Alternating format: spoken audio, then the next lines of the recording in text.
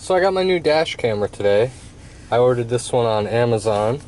It's supposed to be a lot better than the one that I currently have right here.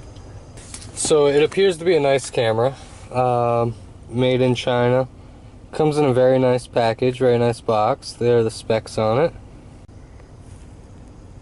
So that tells you the chip and stuff in it. So go ahead and take it out of the package here. It still has the plastic lens cover on, that's why it looks funny there. In screen comparison, it's bigger than the one that I currently have. But it's also supposed to be a backup camera, and that's in the box. It also comes with the SD card, which is good, you know, you don't have to buy one of those. So here's the backup camera and the wiring for that, and it appears to have 4 little LEDs around it, those little white dots. First thing you're going to want to do is install the included SD card. This is a class 10, so no problems there. So I put the suction cup on the window there, and I'd like to put it up higher, but I don't think you can put it over those black dots. I don't think it'll work. The original mounting suction cup for my old dash cam broke, so I had to buy like this aftermarket clamp to like clamp it to the mirror, and it rattles and doesn't sound good. And I'm gonna plug the backup camera in with this little wire, and for right now we'll see if we can get power to it with that without having to do that red wire. Another thing about the mounting point is this one, it'll you can just swivel it any way you want or flip it back facing towards you. It's a little cluttered right now because I have the wires, you know, hitting the other dash cam. But yeah, I really like that mounting bracket on the suction cup. This is a really nice suction cup mount. And it has a light on it there, so we should know if it's getting power. One thing I don't like about the R32 is you can't charge anything, you know, unless the car is running. So we turn the key on there, got your red light, welcome. Got your other dash cam on too. So we have to set this one up with the date and time and stuff. That's going to take me a minute. Alright, so I turned it back on pressing the OK button, and this is the image that came up. So it has a picture in a picture, and here's the reverse camera. So we do have power to that without connecting it to the reverse light. So big fan of that, you know, I'll be able to wire that up and then have a reverse camera too. Highly recommend this Ottertooth dash cam. Link down below in the description. I'm going to get this backup camera set up, and we'll set the date and time and everything. And then I'll take it out and do a test run with the video comparison. So I'm hooking up the camera now. I set the rear view camera. You can see it there in the back window. I'm not going to leave the wire like that, and right now I just have it stuck on with double-sided tape that came with it, like a little 3M sticky tape. But it has 2 little holes where you can put screws in if you want, and going through the buttons. If you press mode, it locks the current file, so I'm guessing it'll save that one and not loop over it, which is a good feature.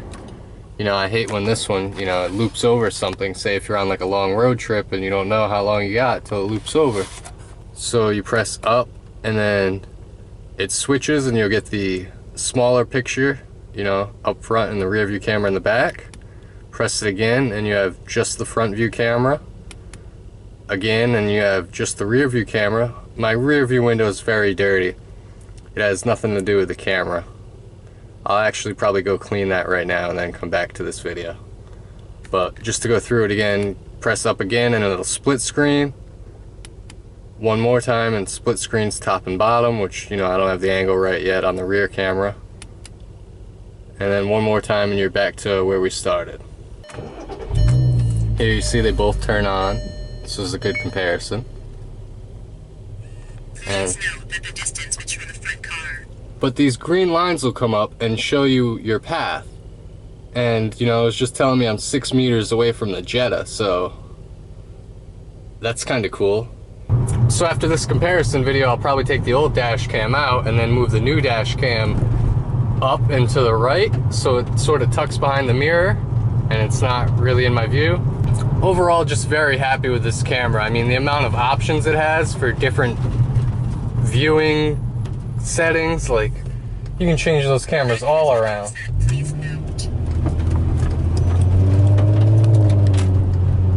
So I'll come back out once it's fully dark and do a little night drive with them and compare that video. So just to give you like a perspective from where my head sits in the car, like this is about what you'd see right now. So it's much bigger and like more clear, a much clearer screen. I'm pretty sure that you can't pick up license plates too well with my old camera, and this camera is much better. Right now it's telling me the distance to the car in front of me. You know, right now we're in the green. I think it's 35 meters. It's kind of hard to watch the Sony camera zoom and drive. But that's very cool that it tells you the distance to the car in front of you. I didn't expect that at all. So this first video is from my old camera, and the date and time's wrong, but it's no big deal. It's just a comparison to the next video, which is from the same spot at the same time with the new camera. So you can see the picture's a little different, and I still have to go through the settings on the new camera and probably switch it to 1080. I think it was in the factory 1296.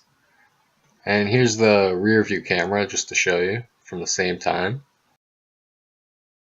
So like I said, I don't have these cameras permanently mounted. Right now they're just on the suction cup, the wires are sort of just dangling. But they're both set up about the same as far as, you know, seeing the amount of R32 hood and dash. You can see like right to the vents on both of them, so just for, you know, quick comparison, they're pretty much about the same, even though, you know, right here they're staggered a little bit, the other one's a little farther forward, the new camera. The picture is about the same on the screen, so I don't know how it comes out once we look at it on the big screen, but you can have your rear view camera up the whole time while you're driving if you want. Split screen, and you know, you would have to adjust the rear camera for that, you know, move it accordingly if you're going to mount them split screen or top and bottom. And both cameras will probably power off now, because they both don't have batteries, you know. They run on the wires. Alright, so it's dark out now, and I'm just out doing the test with the dash cam for the comparison video in the dark. And the first thing I noticed is the headlights on the new dash cam appear much brighter than on the old dash cam, much clearer. So I'm coming along here and notice that this stoplight is green. It's been green for a while since I could see it, and there's two cars just sitting there, completely stopped.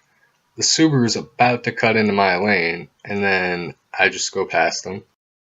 So now we'll look again from the new Ottertooth dash cam, and you can tell them apart because the timestamp is orange and in the lower right corner on this one, and it's white and left on the other one. So then we'll look at the rear view camera after I passed him, and the Subaru cut out around that car that was probably texting or not paying attention, just sitting there at a green light. I think it's going to be very helpful to have the rear view camera as well as the front view camera, just to get stuff like that. You never know what's going to happen behind you. I still have some settings to figure out, and then we'll get it mounted permanently and wired up better. If you're new to my channel, I usually do one video a week. You know, either an R32 modification, VW event, something like that. Could be a scooter video, you know, putting a big bore kit in the scooter, making it faster.